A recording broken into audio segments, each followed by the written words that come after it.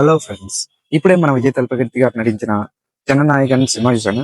Same as it is Nelakonda Bhagavanth Kesari సినిమాకి spoof లాగానే ఉంది. కాకపోతే వరస్ట్ స్పూఫ్ లాగా అనిపించింది ఫస్ట్ హాఫ్ చూసినప్పుడు. సెకండ్ హాఫ్ ఏంటంటే జననాయకన్ సినిమా కొంచెం కొత్తగా ట్రై చేసింది. అది పర్ఫెక్ట్ గానే వర్కౌట్ అయింది.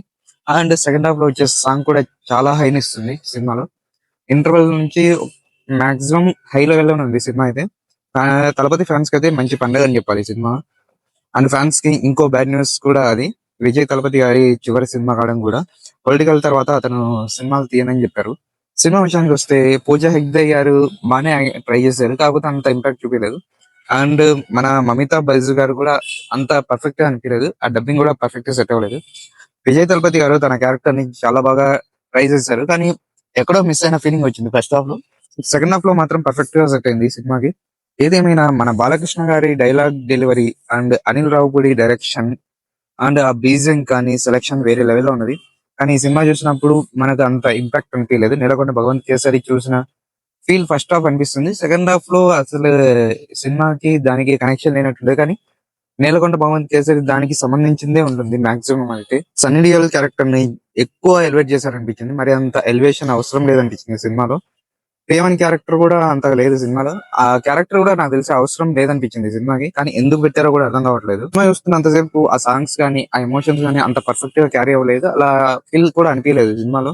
భగవంత్ కేసరి సినిమాలో బాలకృష్ణ బ్యాక్గ్రౌండ్ ఉంటది కదా, అది వేరే లెవెల్లో ఉన్నది. చూస్తున్నప్పుడు కూడా మంచి హైన్ ఇచ్చింది. కానీ ఈ సినిమాలో చూస్తున్నప్పుడు ఆ ఫీల్ అంత ఇంపాక్ట్ అనేది చూపించలేదు. బ్యాక్ స్టోరీలో ఏంటంటే మరి ఏదో చూపించాలన్నట్టు చూపించినట్టు అనిపించింది.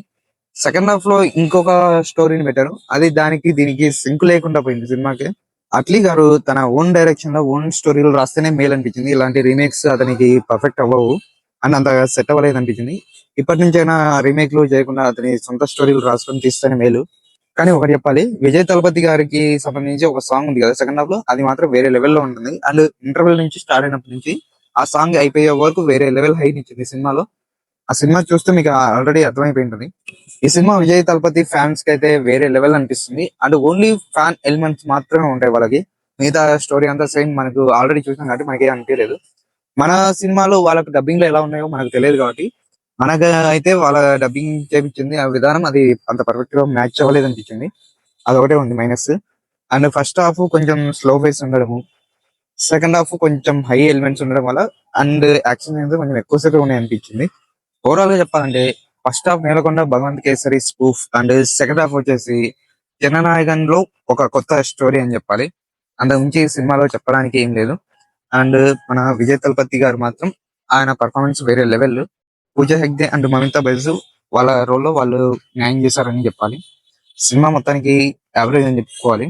ఒకవేళ మీరు సినిమా చూస్తుంటే మీకు ఎలా అనిపించిందో కామెంట్ చేయండి. మన వీడియో కంటెంట్ నచ్చితే వీడియోని లైక్ చేయండి అండ్ మన ఛానల్ని సబ్స్క్రైబ్ చేసుకోండి. Thanks for watching.